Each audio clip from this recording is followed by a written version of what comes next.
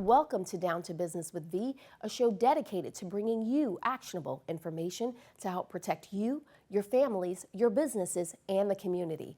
I'm your host, V, and today we're looking at Season 2's most impactful moments. We're taking a second look at insights from this year's cybersecurity experts, their tips to keep you safe, and as always, we'll share what to do if you're a victim of fraud.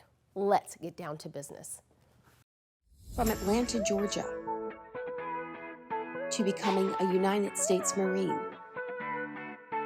to Washington, D.C., and every place in between, everybody calls me V. My goal is to bring you resources, education, and knowledge from sources you can trust that informs and protects to safeguard our families, our businesses, and the community.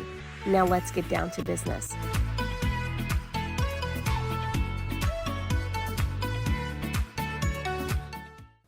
Welcome to Down to Business with V. I'm your host, V, and today we're taking a second look at insights from this year's cybersecurity experts and their tips to keep your businesses and families safe and secure. We've had on the show cybersecurity and fintech experts to share the latest in cybersecurity, information security, and fraud mitigation trends.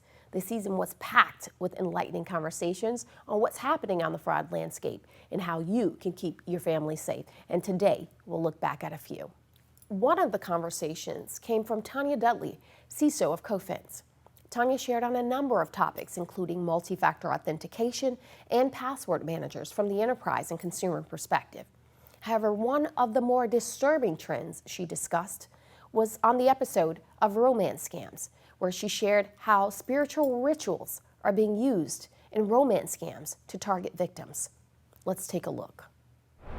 Speaking of the FBI, Right. You and I were in a brief. You actually presented very interesting information on how these con artists are taking an even darker turn in how they exploit victims. Mm-hmm. Tell us about this trend in using spiritual rituals and how that's being used to target potential victims. So really what's happening is, the organized groups within Nigeria, right, that are trying, they recruit, the recruits that are the ones that are doing the online transactions, right, that are, evolving these conversations, but they're recruiting them similar to what we see in the United States with the gang members, right? We hear the Crips and the gangs out of LA, right, where they're trying to, become a member.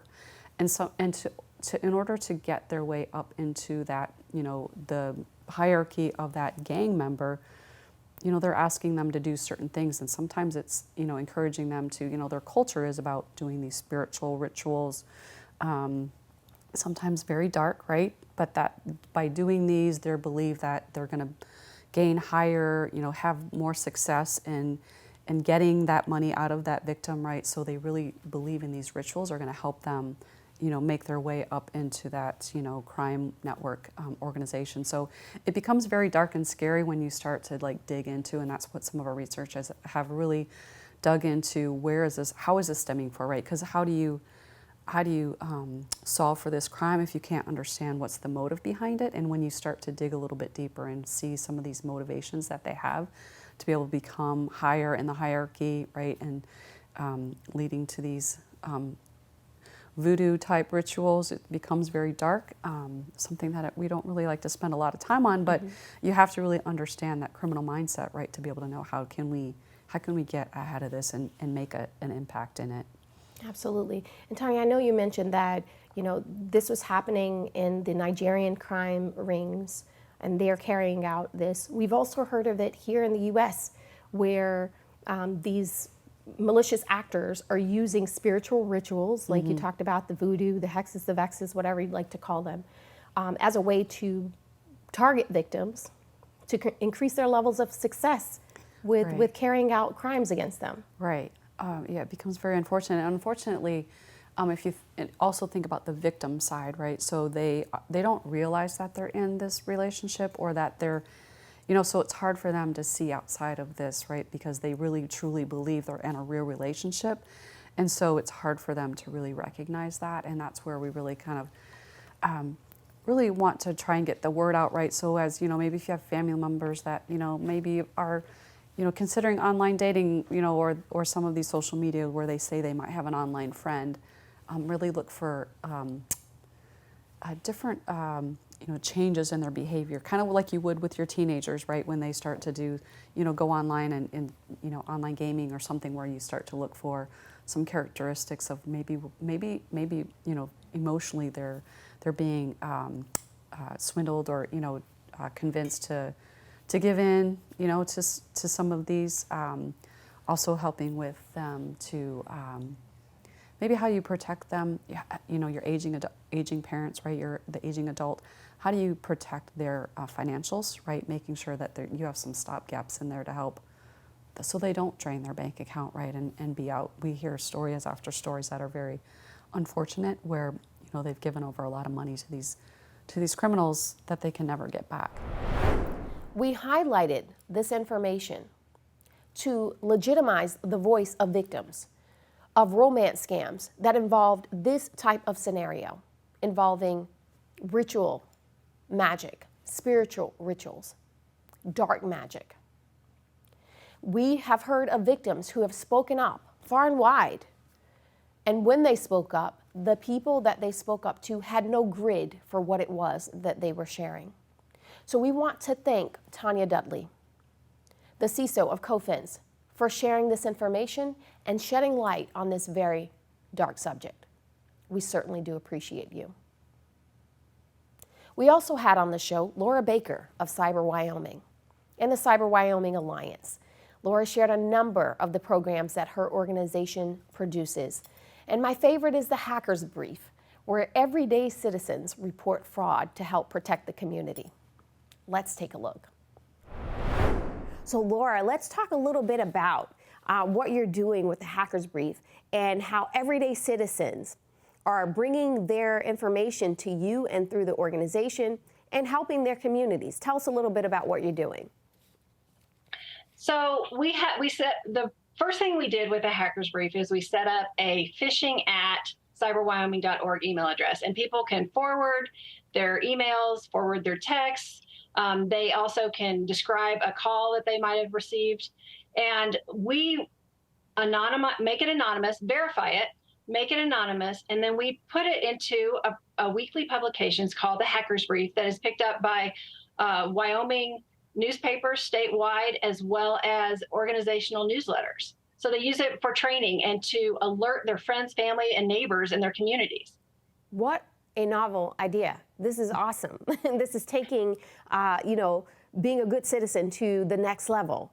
I love it. And you know what I also love about the program is that, or the brief itself, is that the concepts that are, malicious actors are perpetrating in one area sometimes, or on one individual, sometimes don't always get shared. Some people are a little too nervous to share or might be embarrassed to share. In this scenario, not only are, the potential targets or potential victims sharing, but they're sharing on a scale where multiple parties in multiple places will be able to see and be helped by this. I think it's absolutely amazing. So tell me how all of this got started. It got started through the Wyoming CAN committee, which Cyber Wyoming Alliance is a part of. CAN stands for Cybersecurity Action Network. It's 100% volunteers. It's a complete grassroots organization. And it's IT professionals as well as bank managers and insurance agents and law enforcement statewide that see these scams come through all the time. And they said, we've got to get this information out to people. If they know about it, then they're less likely to engage with the scammer.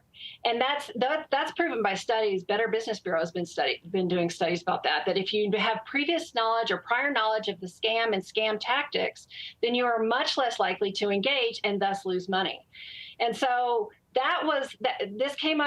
this idea came through about 3 years ago, I would say. And now every year we take the statistics, like where the scam was reported from, what area of the state, and we publish them so that if Sheridan, Wyoming, for instance, beat out Cheyenne, Wyoming, we make sure Cheyenne and Sheridan know about who reported the most so that they can up their game and create a friendly, competition from different parts of the state. I love that. I love it. And I love how, you're involving the citizens as well as the municipalities themselves in all of that. Laura's organization is doing so many wonderful things. And one of the things I liked most about this hacker's brief is that there was a sort of paper trail that kind of showed how these malicious actors were carrying out their programs. And the hacker's brief and the public reporting of what was happening initiated this kind of trickle-down effect where when it was reported, authorities could see what cities, what states, what counties that it was being reported in. They could map it on a map. So Laura, kudos to you again and to Cyber Wyoming and the Cyber Wyoming Alliance for putting this hacker's brief together. I think it's absolutely amazing. When we come back, we will talk more about the impactful information that was shared by our experts this season, and later we'll give you tips on how you can protect your families, your businesses, and more from fraud. We'll be right back.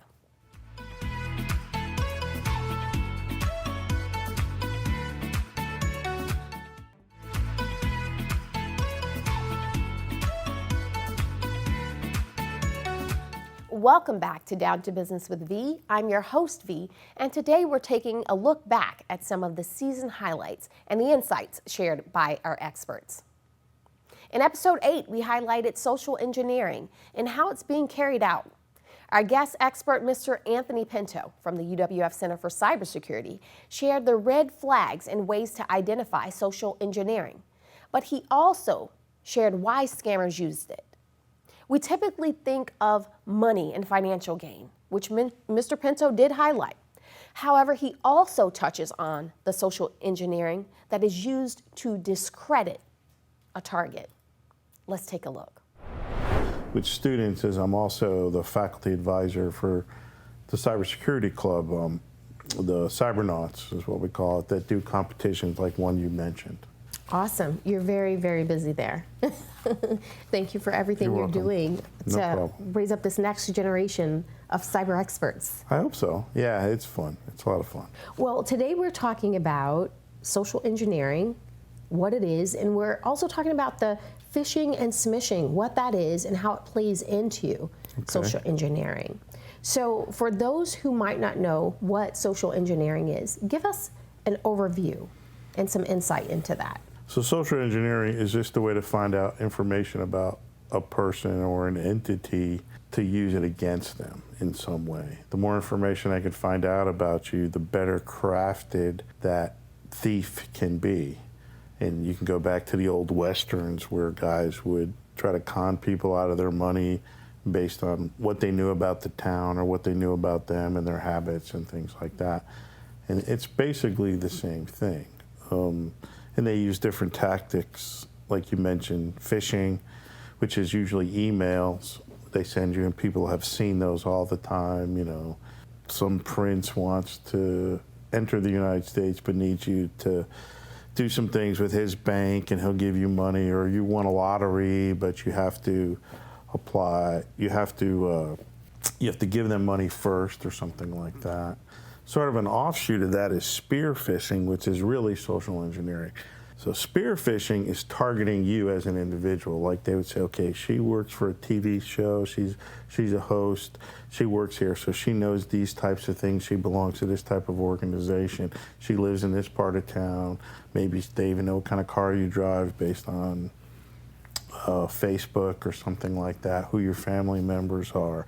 And they will target you. They may send you an email from some accredited journalist organization that you might react to because you think it's real. Yeah, that's the true definition of social engineering. Right, that's a spear phishing. Right, spear phishing, where the phishing is more just like a massive thing to hopefully get somebody to bite. Yeah, we talked a little bit about whale phishing. Explain to our viewers what the whale phishing is and how they target executives in these social engineering tactics. Yeah, so they're looking for people with a lot of money, right? And they're looking possibly to get them in compromising positions or find out information they don't want other people to know, right? It's almost like blackmail in a lot of cases, right? whatever, if they're married and they're doing things outside of their marriage, or they're involved with finances, that maybe they shouldn't be. Maybe they've made investments in something and they knew that they talked to this other person that could possibly be of interest to the SEC, related to like insider trading and stuff like that. So they try to gather information. It's not that hard to gather information about people anymore, especially prominent people, because they're out there, they're on social media. A lot of people use Twitter and stuff like that. And that's probably pretty lucrative, right, as well. Yeah, absolutely. Malicious actors are after the money. Right, and it's not always money, too. It could be just disgrace. It could be an activist or hacktivist, as they call them, right, that they go out and just want to discredit or have a social agenda or something like that. Mm-hmm. Yeah, I love that you brought that piece into it. Okay. To discredit someone, Mm-hmm. or to accomplish some other sort of agenda. Yeah, political gains, all kinds of things Mm-hmm. like that. Sure. Yeah, very, very interesting. What I loved about what Mr. Pinto shared is that there's more to a lot of these scams that involve social engineering than just money. He talked about the idea of discrediting a victim, discrediting a target. If one can be discredited, you can take away their voice, you can, of course, take away their credibility, and it puts people in a position where they're not really heard. So we thank Mr. Pinto for sharing on how social engineering is being used for more than just financial gain, but is being used for blackmail situations, for discrediting, and for taking the voice of victims. But today, we hope to give it back. This season, we hosted FinTech expert and VP of Marketing at BitPay, Merrick Theobald. Merrick broke down cryptocurrency and the blockchain into plain language for our viewers, which is very hard to do. Merrick also shared how cryptocurrency is being used in rebates, rewards, and payroll. Merrick shared how several big names and major organizations are paying employees in crypto. It's already happening, you guys. Let's take a look. Yeah, amazing. And Merrick, in conversations that I have, outside of what I do every day for a living, people are of the mind that this is coming, that the possibility is coming someday in the distant future. These technologies are here and people are taking advantage of them right now. Absolutely. And it's not a new technology. It's been around since 2009, as I mentioned. We've been around since 2011, so it's been around a long time. But because of the popularity of Bitcoin and the price increase that we saw recently in 2021, it's even more popular today. So it's not going away. It will be around. So if you're not involved in either crypto acceptance or crypto payouts, you really need to give it a hard look. Absolutely. There was a person on the panel with us at one of our the conferences that you and I were at, and she stated that she pays her staff in Bitcoin and described the process, and it was pretty easy. We've also heard of some bigger names in industries that are receiving payouts. Talk to us about the mayor of Miami. So that's my understanding. My understanding is he is a huge proponent of cryptocurrency, of Bitcoin, of blockchain. He wants to make Miami and the greater Miami-Dade County the place to go if you believe in blockchain and cryptocurrency. So I guess I'm speaking for him here. But if you're a proponent of it and you want companies to understand that you believe in it and you understand it, what better way to show that than by getting some of your salary in cryptocurrency? So that's just one example of what I heard and I've read about online. But there are athletes and all the different groups that are accepting or wanting to be paid in Bitcoin, especially. I know there's a female MMA fighter that is going to get paid in Bitcoin 100%. I believe there was an NFL football player. I think there was somebody in the NBA. So they are asking to be paid as part of their contract in cryptocurrency. So, and there's a lot of benefits to being paid in cryptocurrency. The speed of it, the fact that you could send it across the world if you needed to send it across the world within minutes and not days or weeks. So a lot of the people that are receiving cryptocurrency as a form of payout might have a family back in Africa or Central America or South America, and they would like to receive it in Bitcoin because they want to send it to them and make sure that they have it within an hour and not days or weeks sometimes. Absolutely. And being in financial sector operations, I can tell you getting money around the world or, to another country could take you several days. Right. We like to make, be of the mind to do it as quickly as possible, as safely as possible, but it could be up to several days in that process. So using a cryptocurrency definitely cuts down on the transaction time, which is one of those huge benefits. Merrick did such a great job there breaking down blockchain, breaking down cryptocurrency. And what was really insightful is that a lot of people think this is coming. He clearly indicated it's not coming, it's already here. These futurist technologies are already being used. And we talked earlier in that particular show and some other shows that Merrick did about how luxury markets are using cryptocurrency, how payouts are being done, as well as payments are being made in cryptocurrency. It was very insightful just to see that this emerging technology is no longer emerging. It's already here. It was another great season, packed full of information.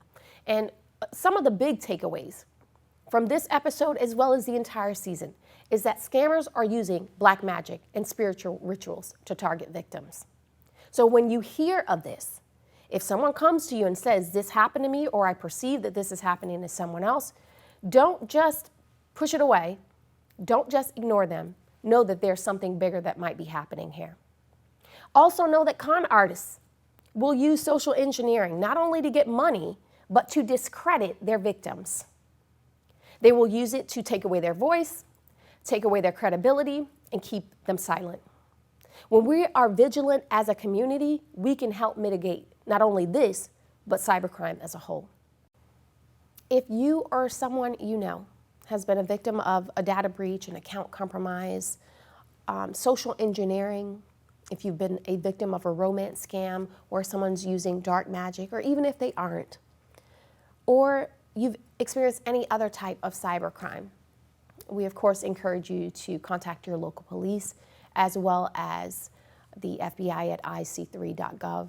But on this last episode, we wanted to share a few more of the resources that are available to you. Laura Baker from Cyber Wyoming and the Cyber Wyoming Alliance shared that AARP has resources for victims of fraud and cybercrime, and they serve as victims of any age. So I'd encourage you to visit AARP's website to peruse their resources and to get help for you or someone that you love. There's also the Coalition Against Stalkerware. And the Coalition Against Stalkerware will help in a scenario where social engineering has been used and a victim is being targeted. Mr. Anthony Pinto from the Center for Cybersecurity at UWF talked about how in social engineering, victims can be stalked. They might find out what kind of car you drive, where you live, where you work, who your family members are, and use that information to target you and carry out different types of crime against you. So if you feel like you've been a victim of stalkerware or a victim of social engineering, and stalkerware is when someone is actually using apps or digital means to track your locations, be sure to visit the Coalition Against Stalkerware to get more information on what it is and how you can protect yourself as well as your family and how you can help someone who's been a victim. There's also Stay Safe Online, the National Cybersecurity Alliance. Tanya Dudley, who was on the show this season, serves as one of the board members there. I'm also a champion for the National Cybersecurity Alliance, as well as my company, the Vicar Group. And they have a myriad of resources that helps bring awareness to cybersecurity and information security best practices, as well as resources for those that have been a victim of any type of cybercrime and cyber fraud. So be sure to visit the National Cybersecurity Alliance and Stay Safe Online. And then, of course, if there's any type of financial crime or financial component, there's always the FTC. You can report there as well. The FTC has a great reporting system. You visit their site and you can report the type of crime, who it was, whether it was a phone call, what the phone numbers were, the mailing addresses, any type of information that you have, you can report it there. We actually did a segment on last season's show that shows how to report, so you can go back into our archives and see that as well. But we wanted to share this to ensure that, of course, you know what to do if you've been a victim. But we also wanted to highlight all of these topics to give voices back to those victims. We wanted to bring these subjects to light for them, to validate them, to vindicate them in some cases, and to let you, our audience, know that these things are happening. I'd like to thank this season's guests, Tanya, Laura, Anthony, and Merrick, for sharing your insight and expertise with our audience. Thank you so much for all that you do every day. If you or someone you know has been a victim of a data breach, fraud, or any other type of cybercrime, be sure to contact your local police department or the FBI at ic3.gov. I'd like to thank all of our guests for being here this season, as well as our crew. Hannah, Eric, Peter, Stephen, Suzanne, and Doug, for all that you've done this season to make this show possible. We certainly do appreciate you. And last but not least, I'd like to thank you, our audience, for tuning in. If you'd like to be a guest on the show, have show ideas, or would like to sponsor the show, be sure to visit us at dtbwithv.com. I'm V. This is Down to Business with V. We'll see you next time.